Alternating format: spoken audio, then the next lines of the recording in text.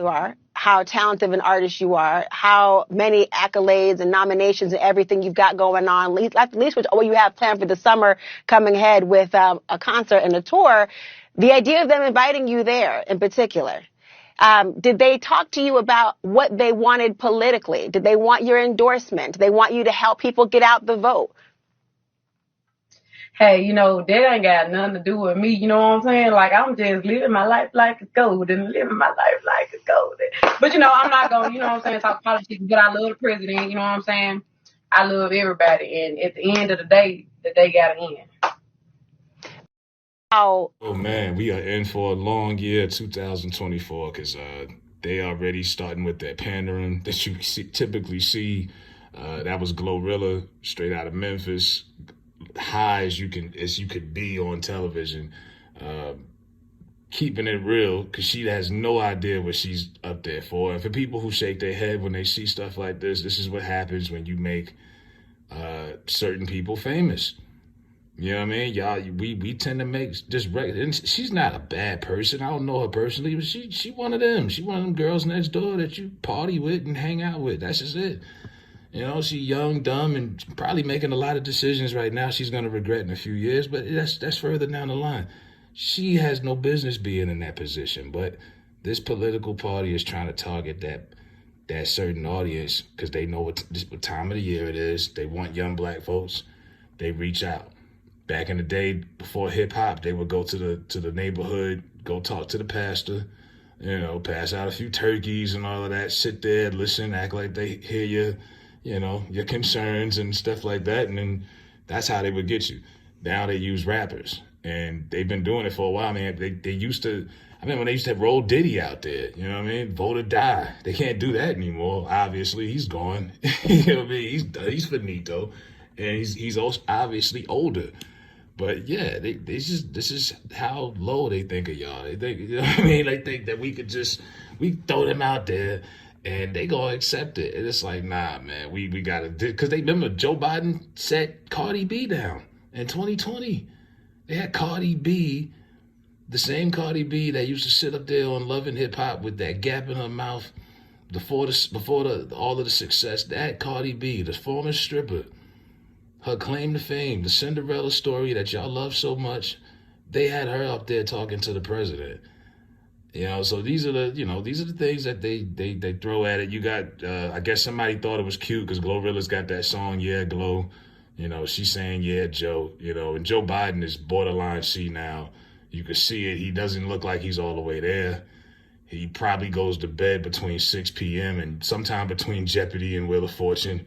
You know what I mean? Like he is struggling here. I don't know why he's even eligible to vote at this point, but to even run. I don't know why he's eligible to be someone to vote for at his age. But yeah, the desperation is there.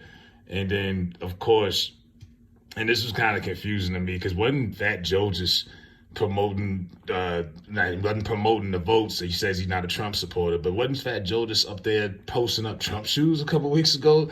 Now, he recently was sat down with Kamala Harris, and they think that they can get us to vote for him if they change the laws of weed.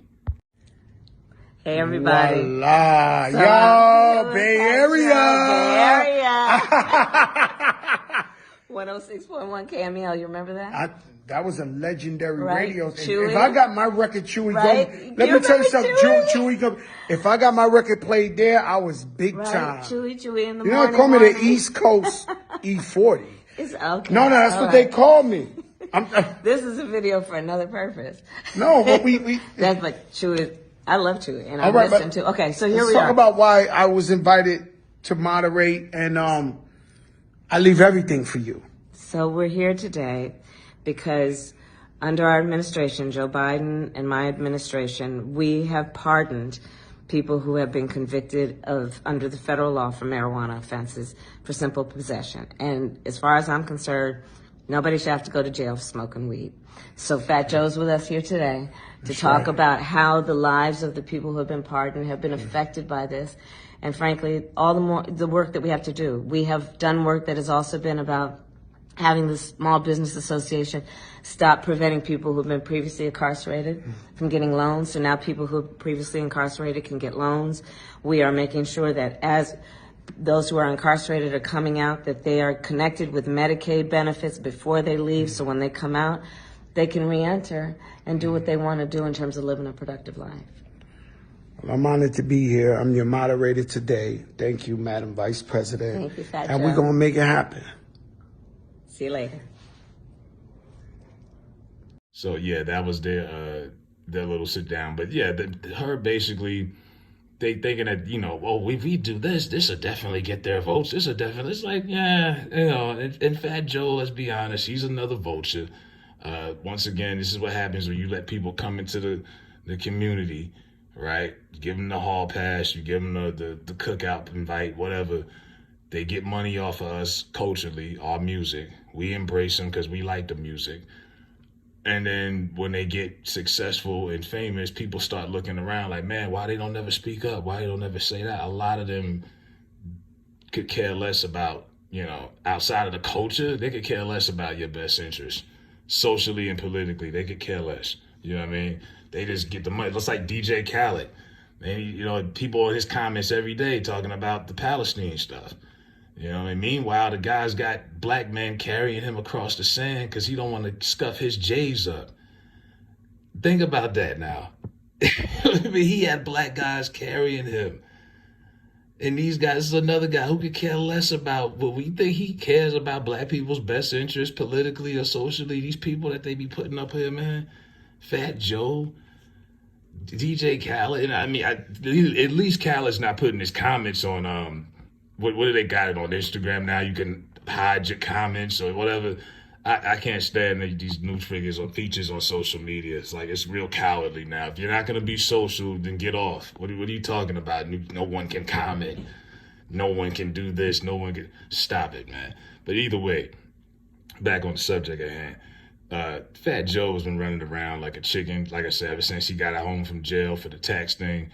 And he's both sides. He don't really care. He's just there for a check. He got paid to go up there and sit across Kamala, act like he knew what he was. If you actually watched the whole thing, at one point she had to put him in, kind of check him because he didn't know what he was talking about. You know what I mean? These people are uneducated and misinformed. You know what I mean? And they put them on Front Street to get them to talk about black politics. That's really what's dangerous about this, because people are looking at this and, oh, well, this is who they got to speak for them. And you would say to yourself, why don't they get KRS-One, Chuck D, Killer Mike, who just won 3 Grammys, right? That's technically, you can't say he's not relevant. The man just won 3 Grammys, if that means something still. Why isn't he up there? They look at his age and they like, oh, well, he doesn't necessarily specify the audience we're looking for, and that's the excuse to go for, the lowest of the low. Now, Fat Joe is like 50-something years old. That is a good question. Why him? I don't know. I guess they look at his reach on social media, whatever, his live videos and stuff. They feel like he's someone that can move the needle, obviously, because they seen what he did for Trump's sneaker. They probably looked at that and said, well, we could get him and do, it's just going to be a lot of pettiness back and forth for the whole year, 2024, if anybody votes, you know what I mean? Because really, at this point, I don't know. It's like you can't get nobody else to run. And our fader's in a guy's hands who goes to sleep at 7:30, who can't keep his head on straight. And he's had, like, how many incidents where he fell? Like, come on, man. Like, what are we doing, bro? We got the senior citizen campaign coming up on trail. But, yeah, they're going to be putting up a lot of rappers over and over. This is pandering. You know what I mean? But when does it get old? When do you, eventually it's like, all right, enough.